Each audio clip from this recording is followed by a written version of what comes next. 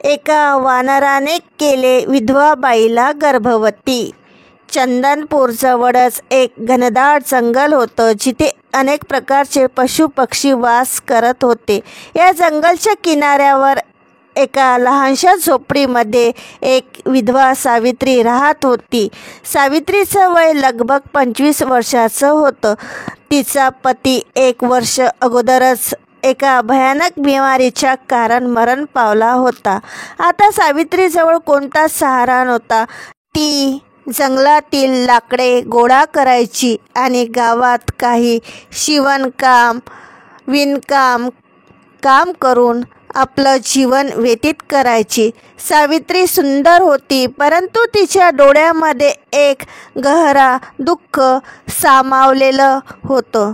गावातील लोक तिच्या सुंदरतेच्या मागे तिच्या एकटेपणाचा उपहास करीत होते. सावित्री कोणत्याच गोष्टीचं वाईट मानित नव्हती.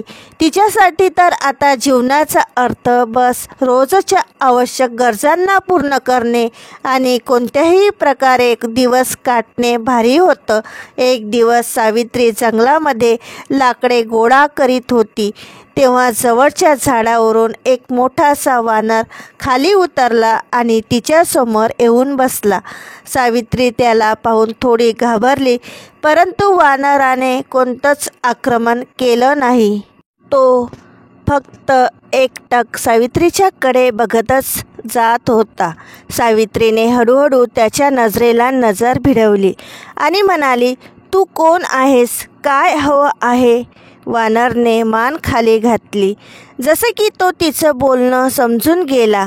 सावित्री गालातल्या गालात हसली आणि पुन्हा आपल्या कामाला लागली. वानर तिथेच बसला, तिच्याकडे बघू लागला. जेव्हा सावित्री आपली लाकडे बांधू लागली, तेव्हा वानरने येऊन तिची मदत केली. सावित्री आश्चर्यचकित झाली. तिने वानराच्या डोक्यावरून प्रेमाने हात फिरविला आणि म्हणाली, "तू खूप समजदार आहे." त्या दिवसापासून वानर रोज सावित्रीच्या जवळ येत असे. तो तिच्यासाठी फळं आणायचा, तिच्या कामामध्ये मदत करीत असे आणि कधीकधी तिच्यासोबत झोपडी समोर बसून संध्याकाळपर्यंत खेळत राहायचा.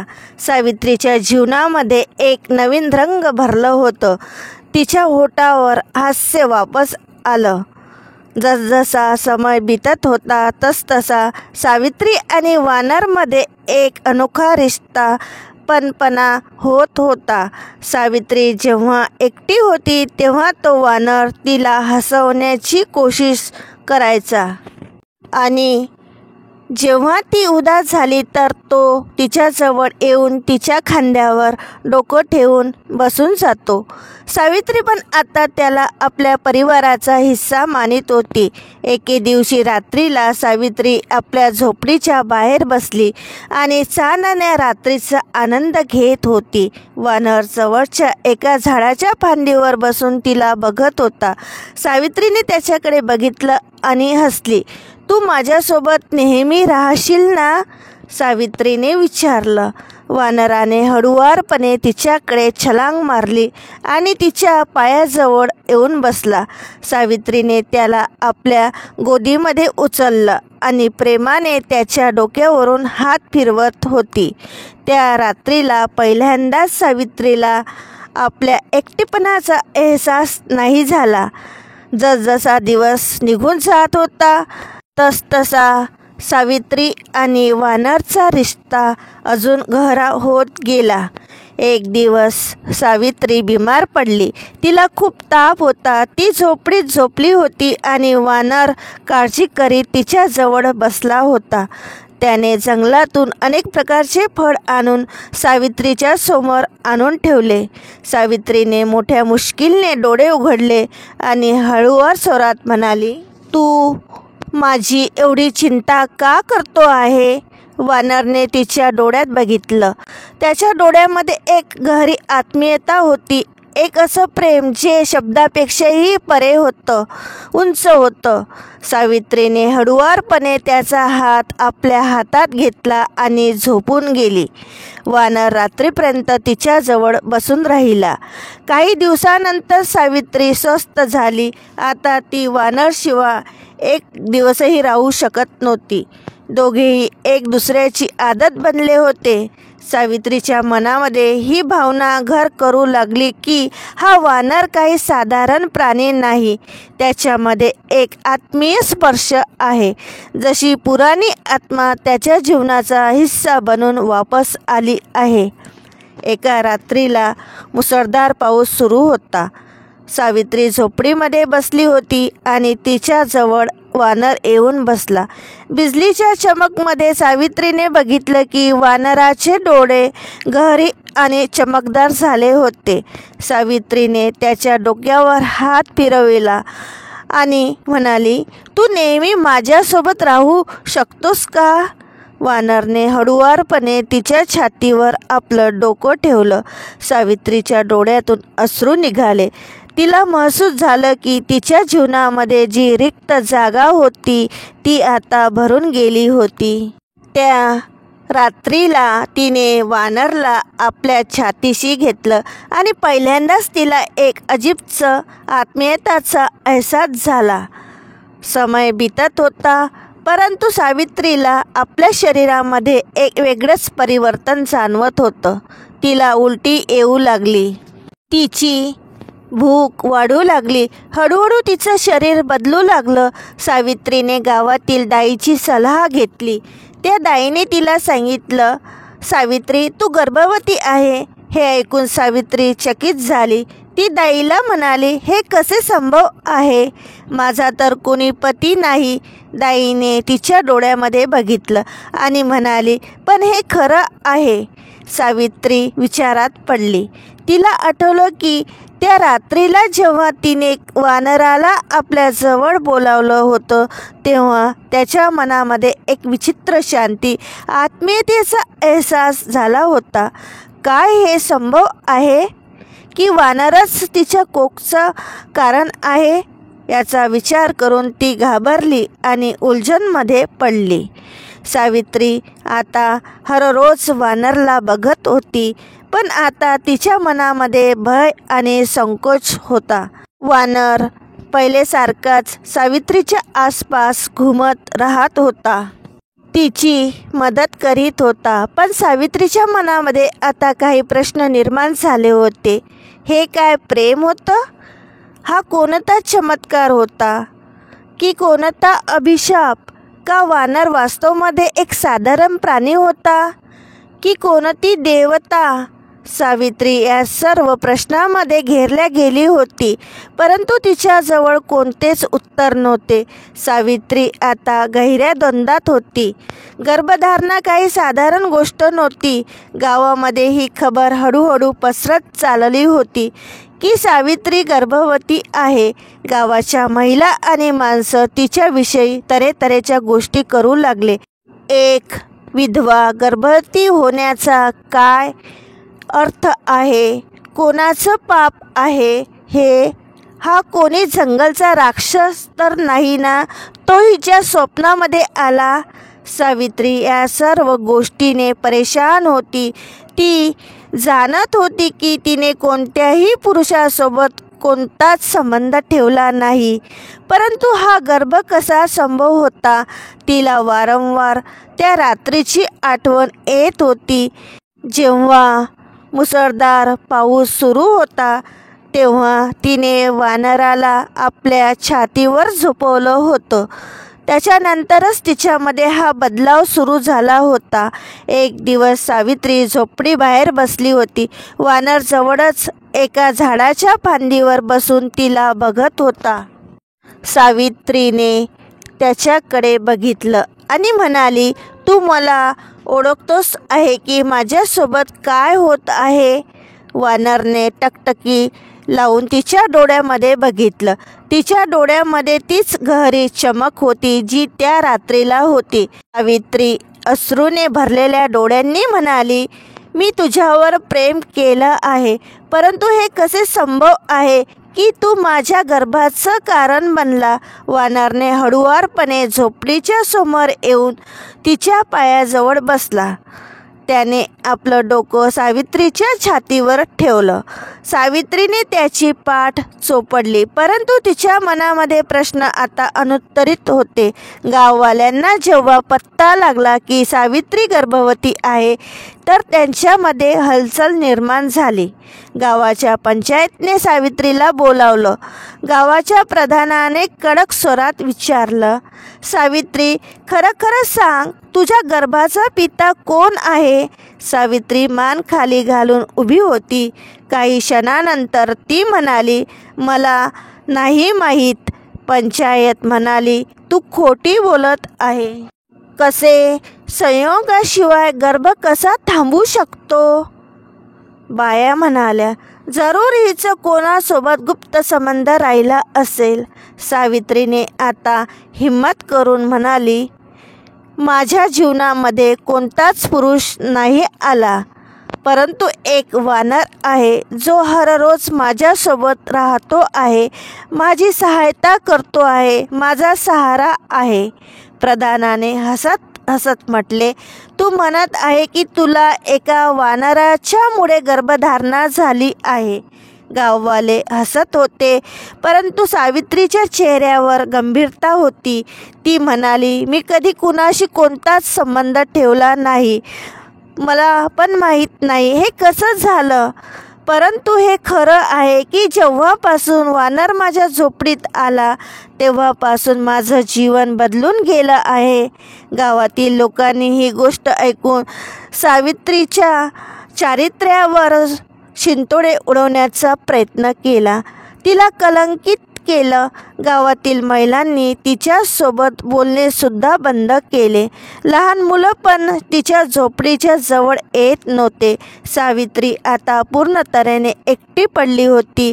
सावित्रीच्या मनामध्ये आता भीतीने घर केलं होतं.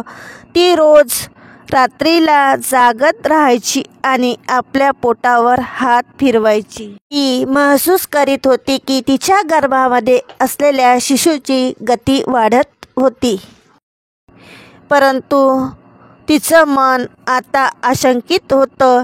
एक दिवस वानर तिच्या जवळ आला आणि तिच्या मांडीवर डोकं ठेवलं. सावित्रीने त्याच्या डोळ्यामध्ये बघितलं आणि म्हणाली, तू काही लपवत आहे माझ्यापासून. वानराने तिच्या डोळ्यात गहरी नजर टाकली. अचानक त्याच्या डोळ्यामधून अश्रू टपकले. सावित्री दचकली. तू रडत आहे? वानराने हळुवारपणे तिचा हात पकडला. सावित्रीने महसूस केलं की त्याच्या हृदयात एक गहरी आत्मीयता आहे, परंतु याच्या पहिले ती काही समजू शकली असती. वानर अचानक उठून जंगलच्या दिशेने पळाला. सावित्रीने त्याला आवाज दिला, कुठे जात आहे? थांब. परंतु वानराने मागे पलटून बघितलं नाही. सावित्री हतप्रभ होऊन तिथेच बसली. दुसऱ्या दिवशी गावामध्ये सिद्ध साधू आले. लोकांनी सावित्रीच्या स्थितीबाबतीत साधूंना सांगितले. साधूने सावित्रीला बोलाविले. साधूने तिच्याकडे पाहिले आणि म्हणाले, तुझ्या गर्भामध्ये जो जीव वाढत आहे तो साधारण संतान नाही, तो एका विशेष आत्माचा परिणाम आहे. तुझ्यासोबत कुणी पशु झुलला आहे का? सावित्री खाली मान करून म्हणाली, एक वानर माझ्या जीवनात आला होता. तो माझी देखभाल करीत होता, परंतु आता तो निघून गेला आहे. साधूने गहरा श्वास घेतला आणि म्हणाला, कोणी साधारण वानर नव्हता, ही एक दिव्य आत्मा होती. एका ऋषीच्या शापाच्या कारण त्याला वानरचं रूप मिळालं होतं, परंतु जेव्हा त्याने माझ्यासोबत प्रेमाचा अनुभव केला तेव्हा त्याचा श्राप तुटून पडला. सावित्रीने साधूकडे आश्चर्याने पाहिले. काय, ही संतान दिव्य आहे? साधू म्हणाला, होय, ही संतान मनुष्य आणि पशुच्या प्रेमाची संतान आहे. परंतु या संतानाच्या जन्माच्या साथच फार मोठं संकट येणार आहे. ही संतान स्वतःच्या अस्तित्वासाठी संघर्ष करेल. सावित्री भीत भीत म्हणाली, कसलं संकट साधू महाराज? साधू म्हणाला, ही संतान विशेष शक्तीच्या साथ जन्म घेईल, परंतु याला वशमध्ये करण्यासाठी अंधकाराची शक्ती सक्रिय होऊन जाईल. तुला आपल्या संतानाची रक्षा करावी लागेल. सावित्रीच्या डोळ्यामध्ये भीती आणि आशंका होती. ती म्हणाली, परंतु तो वानर कुठे गेला? साधू म्हणाला, तो आता देवतामध्ये प्राप्त झाला आहे, परंतु जेव्हा आता संकट येणार तेव्हा तो अवश्य येईल. ती दिव्य शक्ती होती जी तिच्या गर्भामध्ये वाढत आहे. वानर अचानक प्रगट होणे आणि नागापासून तिची रक्षा करणे या सर्व गोष्टीचं प्रमाण होतं की काहीतरी खूप मोठं घडणार आहे. परंतु सावित्रीच्या मनामध्ये अजूनही संशय होता. खरोखरच वानर एक दिव्य आत्मा आहे? तो जर ऋषीचा अवतार आहे तर तो मला सोडून का गेला? आणि तो नाग, तो कोण होता? या प्रश्नाचे उत्तर न मिळाल्याने सावित्रीच्या मनामध्ये बेचैनी वाढत होती. गर्भाची वेळ आता पूर्ण होणार होती. सावित्रीचं शरीर भारी झालं होतं. तिला चालणे फिरणे खूप कठीण झाले होते. गावाच्या बाया आता पण तिच्यापासून लांबच राहत होत्या. सावित्रीला एक दिवस काढणे खूप कठीण झाले होते. एका रात्रीला खूप मोठं वादळ आलं. आकाशात विजली कडकडत होती. सावित्री आपल्या झोपडीच्या आतमध्ये एकटीच बसली होती. अचानक तिला वाटलं की झोपडीबाहेर कुणाच्या तरी चालण्याचा आवाज येत आहे.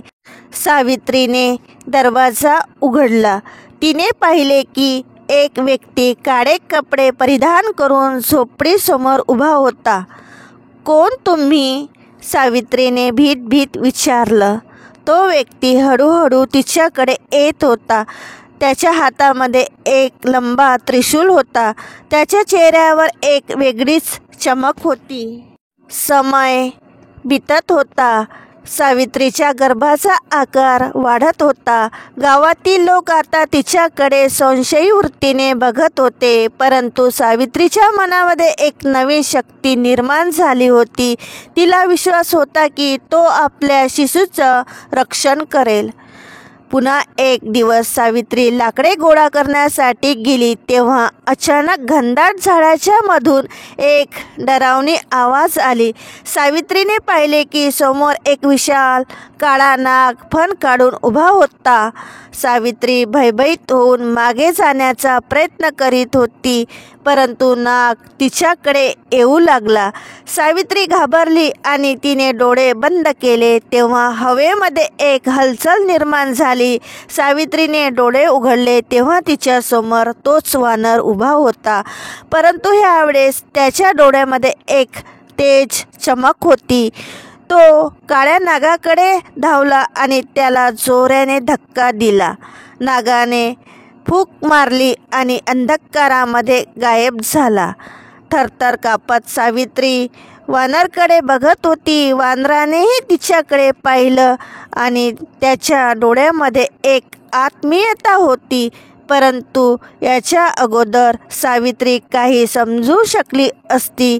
वानर पुन्हा जंगलच्या दिशेने पळाला. सावित्रीला आता समजलं होतं की तिचा गर्भ काही साधारण संतांचा प्रतीक नाही, परंतु त्याच्या डोळ्यामध्ये क्रूरता झळकत होती. तू जो गर्भ धारण केला आहे तो साधारण गर्भ नाही, तो शक्तीचा प्रतीक आहे. मी त्याला घ्यायला आलो आहे. सावित्री मागे सरकत म्हणाली, कोण आहे तुम्ही? तो व्यक्ती जोराने हसत म्हणाला, मी राक्षस कालकेतू आहे. ज्या दिव्य आत्म्याने तुला गर्भवती केलं आहे तो माझ्या शत्रूचा अवतार आहे. त्या संतानाला जन्म घेण्याच्या अगोदरच नष्ट करणे उचित होईल. त्याला जन्म दिला तर सृष्टीचं संतुलन बिघडून जाईल. सावित्री थरथर कापत होती. तिने आपल्या गर्भावर हात ठेवला आणि म्हणाली, तुम्ही माझ्या संतांचं नुकसान नाही करू शकत. कालकेतू मोठ्याने हसायला लागला आणि म्हणाला, माझ्यापासून वाचणे असंभव आहे. तो सावित्रीच्या समोर येताच तेव्हाच सर्व जंगलामधून एकच गर्जना ऐकू आली. सावित्रीने बघितलं की अंधारामध्ये 2 चमकणारे डोळे चमकत होते. एका काळ्या ढगाप्रमाणे एक आकृती समोर आली. तोच वानर होता. वानरने छलांग मारली आणि सरळ कालकेतूच्या समोर उभा झाला. त्याच्या डोळ्यामध्ये आग जळत होती. त्याच्या शरीरातून प्रकाशाची किरणे निघत होती. कालकेतूने त्रिशूल उचललं आणि वानरकडे निघाला. वानराने जोराने गर्जना केली आणि कालकेतूवर छलांग मारली. दोघांच्या मध्ये भीषण युद्ध सुरू झालं. सावित्री भयभीत होऊन आपल्या झोपडीच्या दरवाजावर उभी राहून सर्व काही युद्धाचा नजारा बघत होती. वानराने आपल्या शेपटीच्या साहाय्याने कालकेतूचं त्रिशूल पकडलं आणि त्याला हवामध्ये फेकलं. कालकेतू क्रोधित होऊन वानरवर प्रहार करू लागला, परंतु वानराने मोठ्या स्फूर्तीने होणारा वार अडविला. अचानक वानराने कालकेतूच्या छातीवर जोरदार प्रहार केला. कालकेतू जमिनीवर पडला आणि दुःखाने ओरडू लागला. तेव्हाच आकाशात बिजली कडाडली आणि दिव्य प्रकाश पसरला. कालकेतूचं शरीर जळू लागलं आणि काळ्या धुव्यात तो अदृश्य झाला. वानराने सावित्रीकडे पाहिलं. त्याच्या डोळ्यामध्ये एक गहरी शांती होती. सावित्री भीत म्हणाली, तू कोण आहेस? वानराने हळुवारपणे तिच्याकडे जाऊन तिचा हात आपल्या हातात घेतला. तेव्हा आतून शरीरामधून एक दिव्य प्रकाश फुटला आणि तो एक सुंदर युवकमध्ये त्याचं परिवर्तन झालं.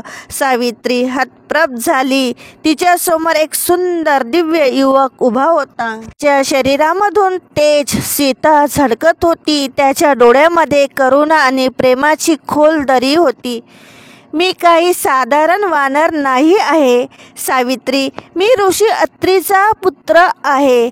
माझ्यावर श्राप होता की जिथपर्यंत मी एका स्त्रीच्या प्रेमाची परीक्षा देणार नाही तिथपर्यंत मी पशु योनीत राहणार आहे. सावित्री हैराण होऊन विचारलं, मग तू माझ्याशी प्रेम का केलं? तो युवक म्हणाला, कारण तुझं प्रेम निश्चल आणि निस्वार्थ होतं. तू माझ्यावर प्रेम केलं, कोणत्याच प्रकारची लालच न करता. हेच कारण आहे की त्यामुळेच माझा श्राप समाप्त झाला. परंतु आता एक नवीन परीक्षा समोर आहे. सावित्री दचकली आणि विचारलं, कोणती परीक्षा? युवक म्हणाला, तुझ्या गर्भामध्ये वाढत असलेली संतान कुणी साधारण संतान नाही आहे.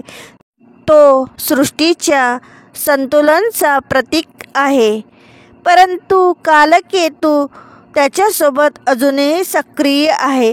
तो त्या संतानाला जन्म घेण्याच्या अगोदरच रोखण्याची कोशिश करेल. तुला तुझ्या बाळाची रक्षा करावी लागणार आहे.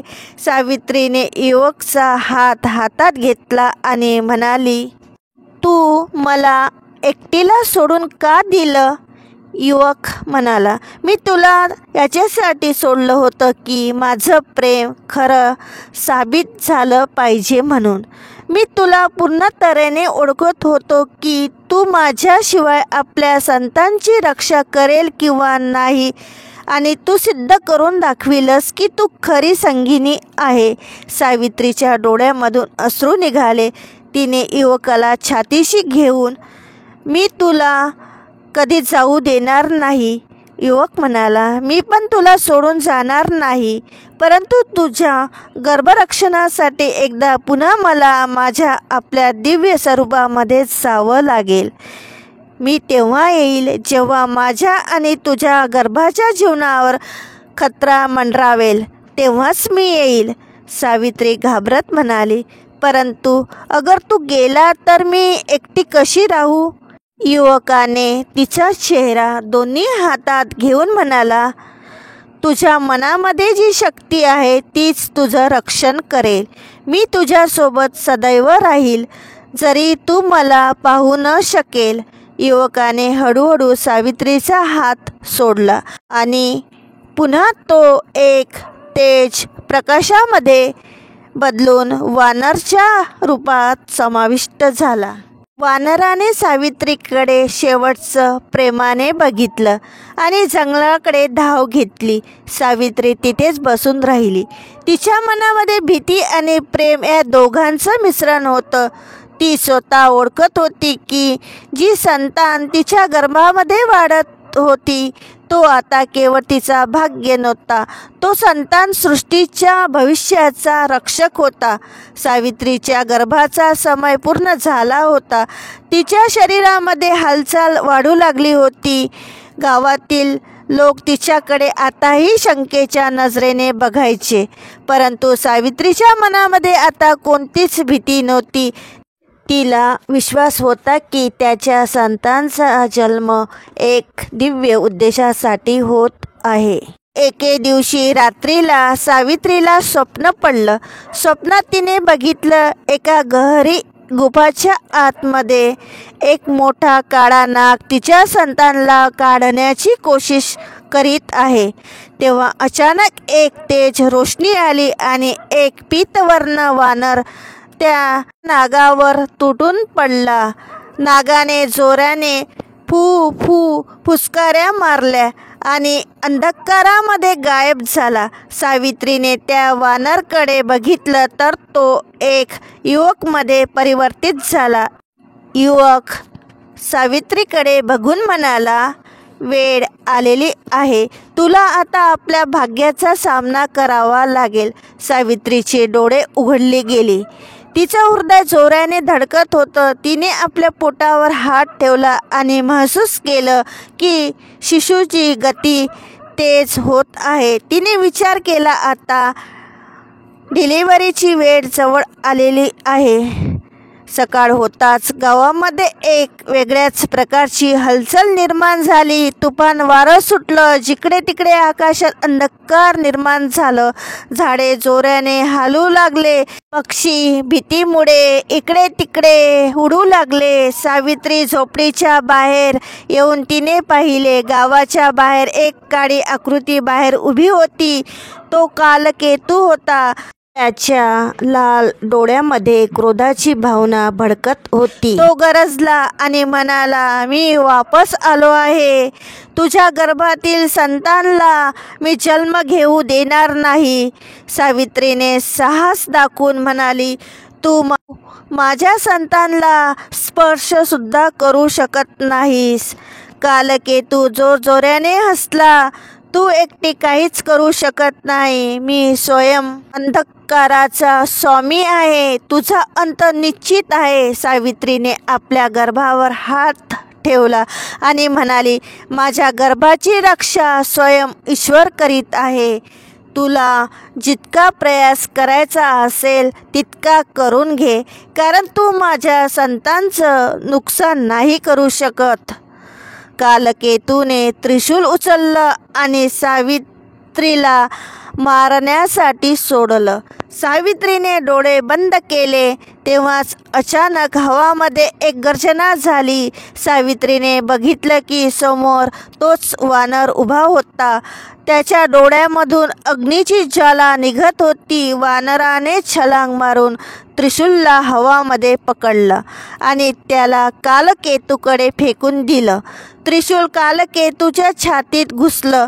कालकेतू दुःखाने ओरडला, परंतु त्याने आपल्या शक्तीचा प्रयोग करून त्रिशूलला बाहेर काढलं आणि वानरावर हमला केला.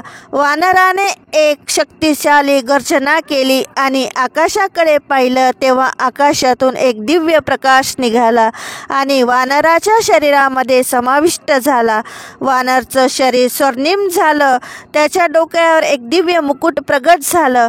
त्याच्या चारही बाजूने एक दिव्य प्रकाशाचं मंडल तयार झालं. वानर म्हणाला, कालकेतू, तुझा अंत आता निश्चित आहे. तू या सृष्टीचा हिस्सा नाही राहील. कालकेतू क्रोधित होऊन म्हणाला, तू मला हरू शकत नाही. वानराने जोराने छलांग मारली आणि कालकेतूच्या डोक्यावर प्रहार केला. काल केतूने जोऱ्याने चीख मारली आणि त्याचं शरीर जळू लागलं. त्याने वानराला पकडण्याची कोशिश केली, परंतु वानराने आकाशात छलांग मारली. तेव्हा आकाशातून एक दिव्य वज्र पडलं आणि ते कालकेतूच्या शरीरावर जाऊन पडलं. कालकेतूच्या शरीरातून काळा धुवा निघाला आणि तो राखेमध्ये समाविष्ट झाला. सावित्रीने बघितलं की वानर आता हळूहळू तिच्याजवळ येत आहे. त्याच्या डोळ्यामध्ये प्रेम आणि शांतीचा भाव होता. वानराने तिच्या हाताला स्पर्श केला आणि म्हणाला, आता तुला तुझ्या भाग्याचा सामना करावा लागेल. सावित्रीला अचानक तेज पिढ्याचा अनुभव आला. ती जमिनीवर बसली. वानराने तिच्या डोक्यावर हात ठेवला. सावित्रीला वाटलं जशी एक दिव्य शक्ती तिच्या अंदर प्रवेश करीत आहे. हळूहळू तिच्या दुःखाच्या मध्ये एक मधुर रोशनी प्रगट झाली. एक शिशूच्या रडण्याचा आवाज आला. सावित्रीने पाहिलं, तिच्या गोदीमध्ये एक दिव्य बालक होता. त्याच्या मस्तकावर एक चमकणारं चिन्ह होतं, ओमचं. त्याच्या शरीरामधून स्वर्णिम प्रकाश निघत होता. वानराने त्या बालकाकडे पाहिलं आणि म्हणाला, ही संतान मानव आणि देवत्वाच्या मिलनाचा प्रतीक आहे. तो भविष्यामध्ये सत्य आणि धर्माची स्थापना करेल. त्याचं रक्षण करणं तुझं कर्तव्य आहे. सावित्रीने प्रेमाने आपल्या बालकाला गोदीमध्ये घेतलं आणि म्हणाली, मी याचं रक्षण करेल. वानर हसत म्हणाला, आता माझं कार्य पूर्ण झालं. सावित्री घाबरत म्हणाली, आता तू मला सोडून जाऊ नकोस. वानर म्हणाला, आता मला माझ्या वास्तविक स्वरूपामध्ये जावं लागेल, परंतु जेव्हा तुला माझी आवश्यकता पडेल तेव्हा मी अवश्य येईल. सावित्रीच्या डोळ्यातून अश्रू निघाले. ती म्हणाली, तू कोण आहे? वानर म्हणाला, मी ऋषी अत्रीचा पुत्र आहे, परंतु आता मी तुमच्या जीवनाचा रक्षक बनलो आहे. जेव्हा या बालकावर संकट येईल तेव्हा मी अवश्य येईल. सावित्रीने बालकाला कडेवर घेतलं आणि म्हणाली, मला माहीत आहे की तू मला कधी एकटीला सोडणार नाही. वानराने तिच्याकडे प्रेमाने पाहिले आणि हळूहळू तो स्वर्णिम प्रकाशामध्ये लुप्त झाला. सावित्रीने आकाशाकडे बघितलं आणि महसूस केलं की आता तिचं जीवन एका नव्या दिशेच्या मार्गाने जात आहे. सावित्रीने आपल्या संतानाचं नाव अनिरुद्ध ठेवलं. तो बालक असाधारण होता. त्याच्या शरीरातून दिव्य आभा निघत होती. गावातील लोक जे अगोदर सावित्रीला कलंकित मानित होते, आता तिला ते देवीच्या रूपात पूजित होते. सावित्रीने अनिरुद्धचं पालनपोषण अत्यंत प्रेम आणि साहसाच्या साथीने केलं. तिला विश्वास होता की ज्या दिवशी तिच्या पुत्राच्या समोर कोणतं संकट येईल त्या दिवशी तोच दिव्य वानर तिला सहारा देण्यासाठी वापस येईल. वानराचं प्रेम आता तिच्या जीवनाचा अभिन्न हिस्सा बनला होता.